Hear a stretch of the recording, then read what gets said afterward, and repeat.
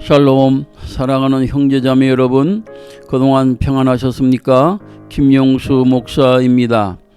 요즘 청년 실업난이 심각해지면서 젊은이들 사이에서는 3포, 5포, 7포라는 말이 유행하고 있습니다.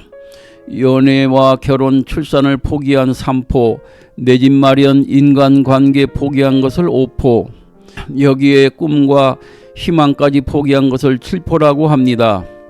참 불행하고 슬픈 일입니다.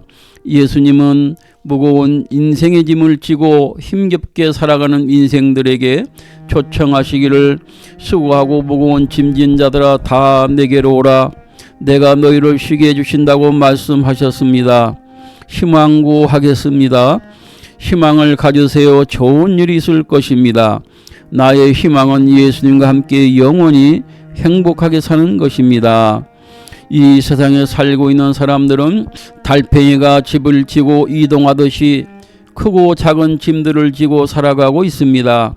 먹고 살아야 하는 재정의 짐, 가족의 짐, 병으로 고통당하는 질병의 짐, 부부간에 행복하게 살아야 하는데 서로에게 부담이 되고 상처가 되는 부부의 짐, 직장 생활의 짐, 교회 생활의 짐, 죄의 짐 등 많은 짐들을 지고 살아가고 있습니다.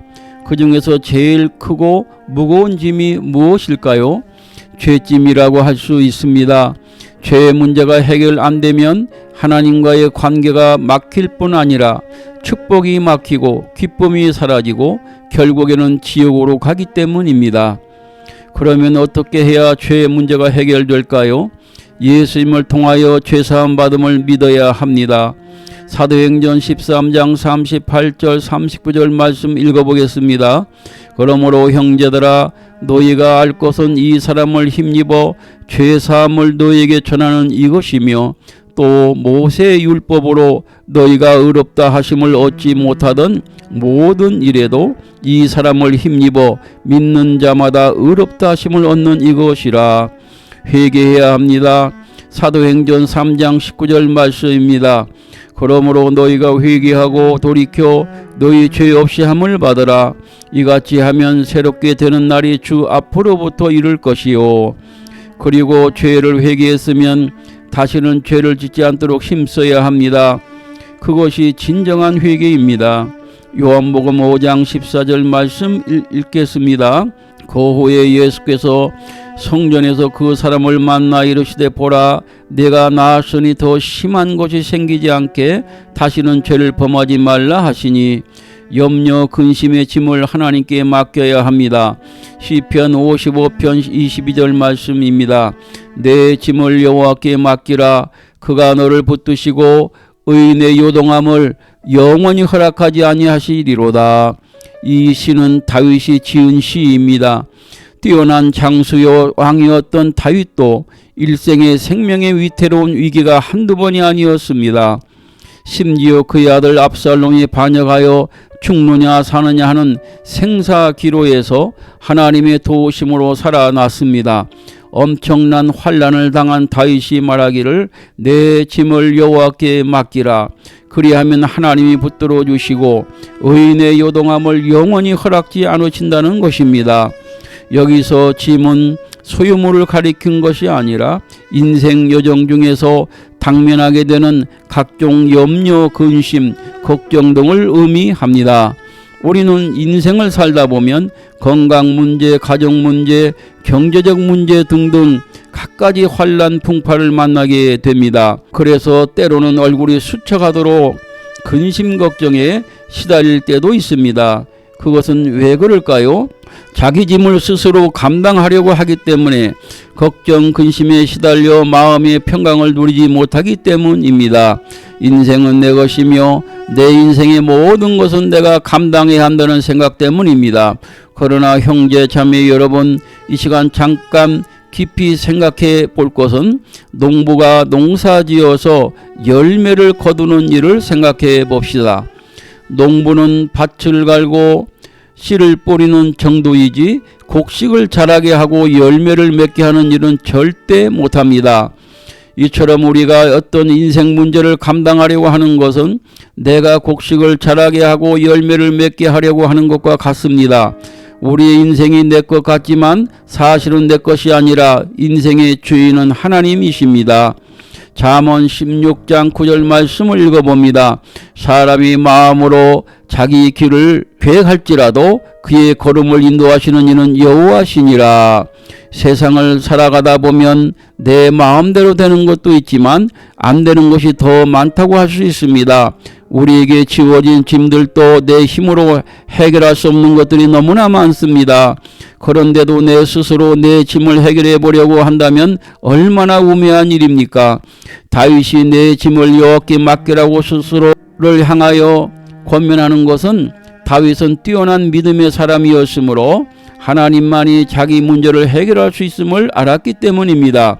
베드로 사도도 베드로전서 5장 7절에서 이렇게 권면합니다. 너희 염려를 다 주께 맡기라.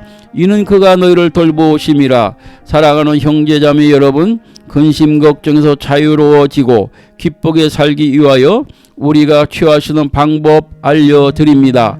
첫째로 과거의 실수와 허물에 대하여 용서하십시오. 자신의 죄와 실수이든 타인의 죄이든 예수님의 십자가 사랑으로 용서해주고 잊어버리십시오.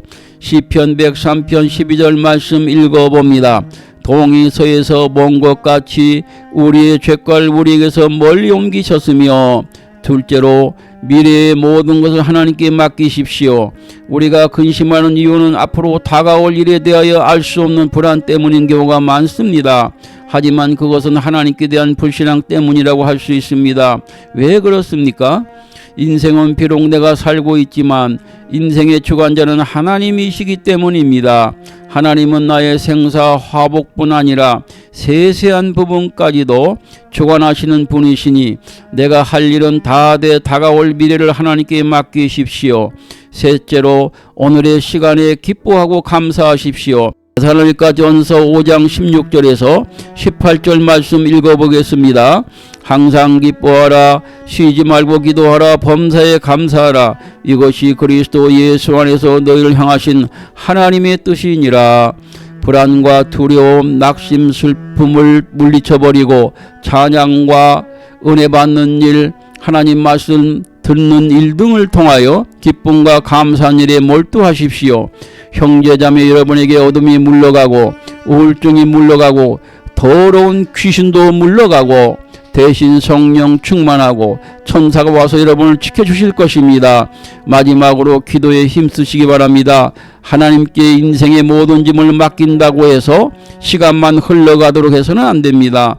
에레미야 29장 11절에서 13절 말씀 읽고 오늘 메시지 마치겠습니다.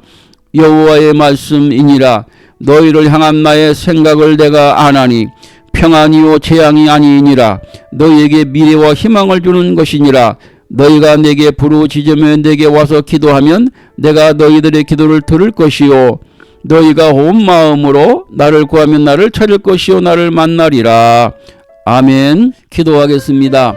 인간의 생사 화복을 주관하시는 하나님 아버지 감사합니다. 험한 세상에서 오늘까지 저희들을 지켜주심을 진심으로 감사드립니다. 살다 보면 여러가지 크고 작은 인생의 짐이 있습니다. 하나님 아버지, 우리의 짐들을 맡기오니 전능하신 아버지 손에서 해결해 주시옵고 좋은 것으로 허락해 주시옵소서.